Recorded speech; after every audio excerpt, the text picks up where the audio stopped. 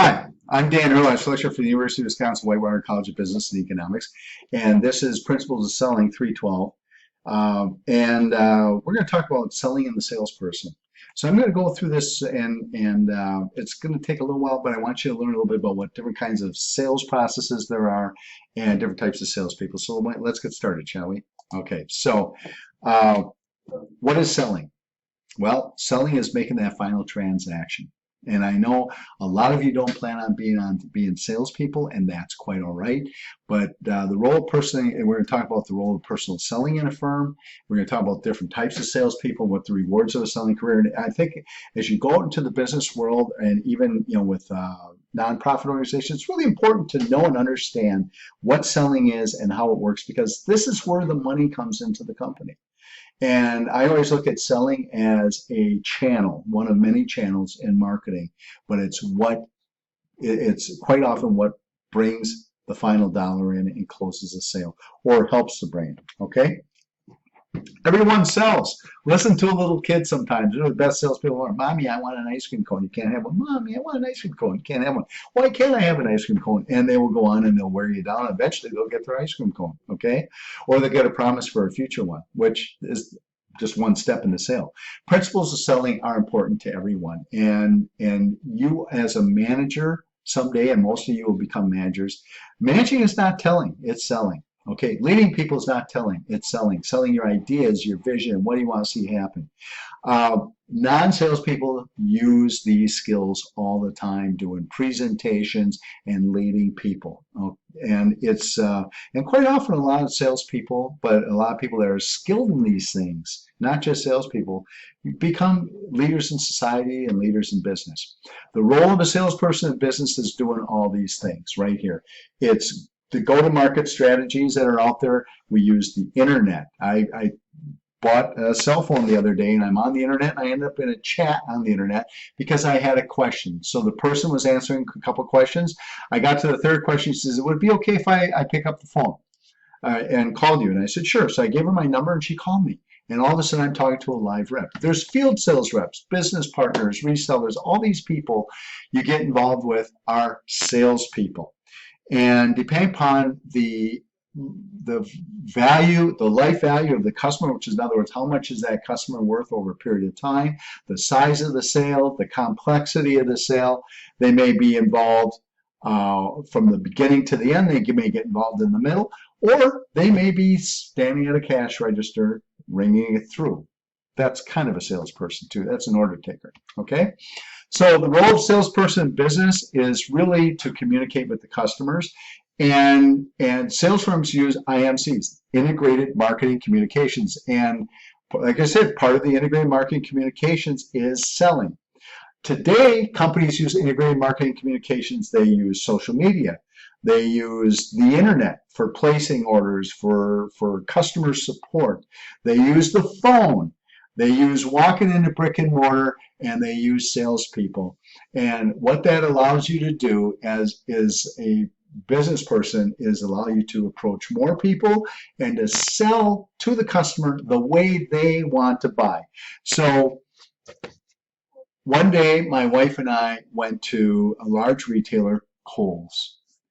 And we went to Kohl's store, and she was looking for a little black dress for a special gathering we were going to be at, and couldn't find she found the dress, but it wasn't in the right size, and she really wanted to try it on.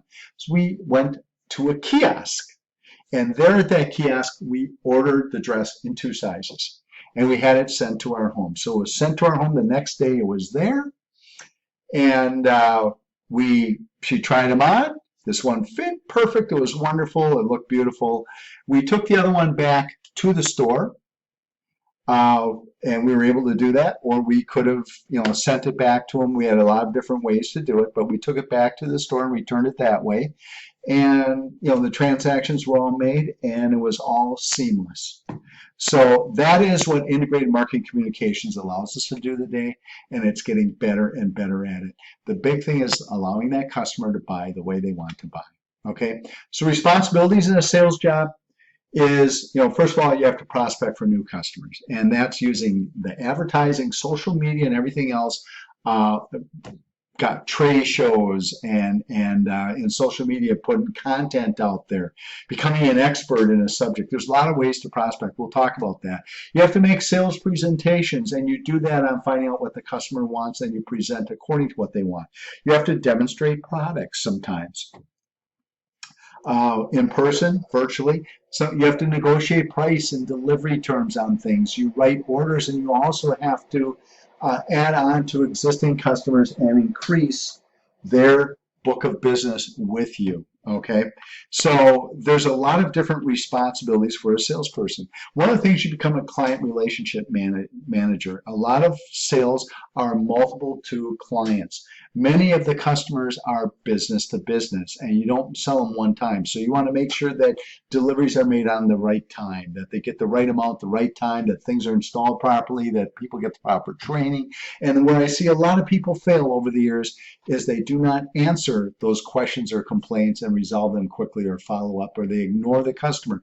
Those people end up losing their jobs no matter how good they do everything else. You become an account team manager. Salespeople coordinate activities within the firm. You want to make sure that billing is correct, shipping is correct. And today, companies use team selling. We'll get into that a little bit in team selling, and we'll probably even have a little team selling competition where you bring somebody else in with you. Why is that? Team selling is getting more complicated. Sales are getting more complicated. More people are becoming involved because complexity of products, and you can't be the expert in everything, but the salesperson becomes the team leader. And it leads to better job satisfaction, more income, and more sales made. It's more expensive, but companies do it because it works. Okay, supply chain logistics and channel manager quite a bit. You work with your suppliers, your vendors, the people that are delivering it. There's a lot of different people that the salesperson ends up coordinating with to make sure that the customer gets what they need, when they want, and how they want it. Okay, information provider to their firm. Salespeople are the eyes and ears of the company. They are returning information all the time. You know what's going on in the marketplace. You know what's going on in the economy. I witnessed several recessions during my career, and I always knew within a week when a recession hit. It was like somebody just turned on a switch or turned off a switch, and the economy came to a stop. And I knew when things were starting to pick up again. And you knew it before, 3 months before the government came out with any kind of economic indicators. Today's world, you have a lot of customer information that's provided to the salesperson, that the salesperson inputs into that, and using CRMs, which are customer relationship management systems. There's ERPs now where we involve all the backroom operations, and we even get the customer tied in so they can see virtually what's going on. Think about when you order a product from Amazon and you can track it all the way. And you can see what company quite often it's coming from. It's not coming from Amazon. So it gets real interesting, and we're involving one of the exciting things that's going to be involved even more and more is artificial intelligence. But the main information provider, the main person that gets that information and gives it to the company, what's going on in the market, what the competitors doing, and everything else, the first one to see it usually is the salesperson. Okay, different kinds of sales jobs and different distribution channels based on business to business versus business to consumer. And one is just a straight salesperson going direct from the manufacturer right to the business customer. So if I'm selling IBM computers to the University of Wisconsin-Whitewater, right now they're getting HP, they might be getting that direct from the company, okay, to big customers. And at the same time, you have trade salespeople, and they use an example of a 3M rep who's selling sanding disc and manufacturing supplies, and they go to a distributor, and then the distributor has salespeople because the distributors sell 150 or 1,000 different items to manufacturers, and the 3M salesperson, their customer is that distributor, and they help train their distributor salespeople. And then they have missionary salespeople, and the missionary salespeople don't sell directly to the distributor, but they go with the distributor's reps, and they will help the distributor's rep make a sale to the customer or show them how to use it, how to use the product. Okay, so those are some simple business to business channels. Now there's some consumer channels where you can also have direct sales.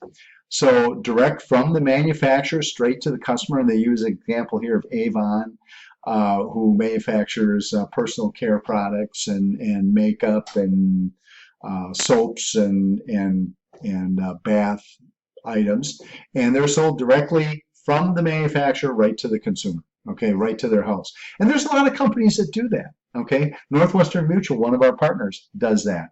They sell a lot directly to the consumers, the people, and they help them with their financial planning and their life insurance and disability income needs. You have situations where manufacturers, again, go to retailers or sometimes to a distributor and then to a retailer. Usually they go direct to the big box retailers. So the Sony will go directly to big box retailers, but they might go to a distributor that handles electronics that sells to small stores elsewhere that aren't big box, okay? And then, of course, the retail person at Best Buy or wherever the big box is, or even the small store, then sells direct to the consumer. And then number 5, there is manufacturers where you have a combination. You have a trade salesperson goes to a distributor. That trade salesperson goes to the retailers. And as I mentioned, and then the retailers sell to the people, and this is very common in one of our partners, which is Milwaukee Tool. And Milwaukee Tool develops tools. They manufacture the tools. They go through distributors. They go direct to retailers. Sometimes for the big box ones, they go direct. For the smaller ones, they go through distributors. Some of those distributors go to contractors, but yet they will send missionary salespeople. If you go to work for them, then one of the first jobs is you become a missionary salesperson, and you go to a Home Depot store and you work there helping consumers and helping contractors pick and choose and their tooling. Okay, so those are some of the different ways that you can do it. There are field sales people and there are inside salespeople. Field salespeople, excuse me, go out and communicate with customers face to face or virtually now. They might do a combination of inside sales where they're leading off with sales calls or with virtual communications, and then actually go out and visit with some of those customers in the field, face to face. And then there's inside salespeople. And those inside salespeople usually communicate with customers by phone or computer, and they're doing it at the employer's location, and they are fielding. There's incoming salespeople calls, and then there's also outgoing. And a lot of times you'll find that support or service people are inside salespeople. So if you ever call, and a good example is your cable or dish. If you call, you have a problem. If it's not a serious problem, they handle it for you and they ask if they answer, and then they try to upgrade you and sell your higher service. Those are inside salespeople. Okay, they do a combination of things. The characteristics of a good salesperson. There's a lot of great characteristics, and one of the things I've asked you to do in the discussion is to list some of the things that you think of as a salesperson. Well, these are some of the things that the authors of our text and things I agree with that a good salesperson must possess. One of them is being self-motivated, getting up in the morning and going to work, and especially if you're a field sales rep and you're outside, there's nobody there looking over your shoulder. It's up to you. You have to be dependable and trustworthy. If you're not trustworthy, customers are not going to trust you. They're not going to do business with you. There's a lot of ways to develop trust, and I talk a little bit about that in this class, and if you ever take advanced sales, you'll learn some really neat ways to do it. But there's really good ways to develop trust. But the biggest thing you can do to develop trust is right there where it says possesses integrity. That's important, okay? Possessing integrity is critical, and people will tell right away if you're phony, if you're fake, and you don't do what you say you're going to do, or you're not going to follow up. You have to have customer and product knowledge. Every company trains their people on product knowledge, but a lot of companies do not train it very well on customer knowledge. You really need to know your customer and how they use the product and how the product can help them. And it's great if you can walk in and you understand the issues that they're facing, and not just when it has to do with your product, but other issues. It's a great way to build rapport, to build a relationship, and you become a person that helps them in their business, and they look forward to seeing you. You have to be analytical, you have to be technical, and you have to have communication skills. Now, I'm not super analytical, but I can analyze numbers and I can figure things out, okay? You have to be technical. You have to learn the products and learn it well, or learn their product and learn it well in order to sell yours. So I sold business insurance for years. It's not sexy. It's all contracts, and I had to learn those contracts. And you know what? It's not fun. But I learned the contracts, but what was really cool is what those contracts did for people. and I gained a lot of passion over it, and I could explain it in their terms that they could understand and help them, and became a consultant to them. It was very much a consultative sale. You have to learn communication skills. You have to be able to convey your ideas. You have to be flexible and agile. You have to be able to turn on a dime. Things change quickly, and you have to be flexible with it. The market's going to change. Competition's going to change. You got to figure a way. You have to get creative. And the best way I find to get creative is to listen to other people and copy what the successful ones do. If you can do that in your career, surround yourself with successful people, listen what successful people do. And you know what? That doesn't mean shun the people that aren't as successful. You might want to find out what they're doing as well, so you don't make the same mistakes, but you also might want to find out what they're not doing. And learn from other people's mistakes, but really surround yourself, listen to the most successful people, and that's how you become creative. That's how you learn what to do and what to do best. Be confident and optimistic. When you walk in the door, you have to be confident in what you do. If you're not confident, people aren't going to buy from you, and you have to be optimistic. You have to have nobody wants to listen to Eeyore coming in the door. Oh, bother. You can't do that. You have to be optimistic. That doesn't mean you have to be totally up all the time and bouncing off the ceiling and being, no. But you have to be a ray of sunshine coming in the door, giving a smile, and somebody that people want to see. And you have to possess emotional intelligence. And what's emotional intelligence? Well, you've heard of IQ, intelligence quotient. Well, this is also called EQ, or emotional quotient. It's knowing your feelings and emotions as you experience them, and recognizing and controlling those emotions. Okay, and then recognizing your customers' emotions and empathizing and knowing what you do and how it's going to affect them, so you can use those emotions to interact effectively with the customers. That's really important. And not everybody, we all know people that are socially awkward or don't know or understand how their actions and their decisions and what they do affect others, and some are just oblivious to it. And that's where emotional intelligence comes in. Great rewards in selling. I enjoyed a wonderful career in sales, made good money, good financial rewards. I enjoyed the independence and being able to almost like run my own business. But with that came a lot of responsibility as well, too. And I always felt, like I said, it's important. I knew that it was important. What I did was important to turn the lights on and help people get their paycheck. And I took great it wore on me. Now, I don't want to say it wore on me. I shouldered that duty, and took great care to make sure that we were doing everything we could to bring everything we needed to those people and make sure that nobody lost their job because of what we didn't do. That was important. And really good salespeople quite often end up in management, in leadership, as I mentioned before, and even outside of work. As I became successful and I see other people that work for me become successful, business people would approach them to do other things. And you get approached in the community to run for office or to be on a board or do things because they know that you're a doer and you know how to get things done and you know how to convince people and get people behind you. So you maybe end up being on your church board or on the school board, and it never ceased to amaze me the different things that my reps that work for me and offers that I had come my way to do different things in the community, because you become known as somebody that knows how to get things done. So we talked a little bit about how you build partnerships. This is just a little model that we have, and again, just it's one of my favorite things. And you have to have the knowledge, and to build partnerships with people, you have to have the knowledge, and then you have to know and understand the process. So we're going to teach you that process. A lot of you think, oh, I'm really good with people. You need to understand the process. And then remember, the salesperson manages that whole process and that relationship. So thanks much. Thank you for taking the time to listen, and looking forward to working with you all the rest of the semester. Take care.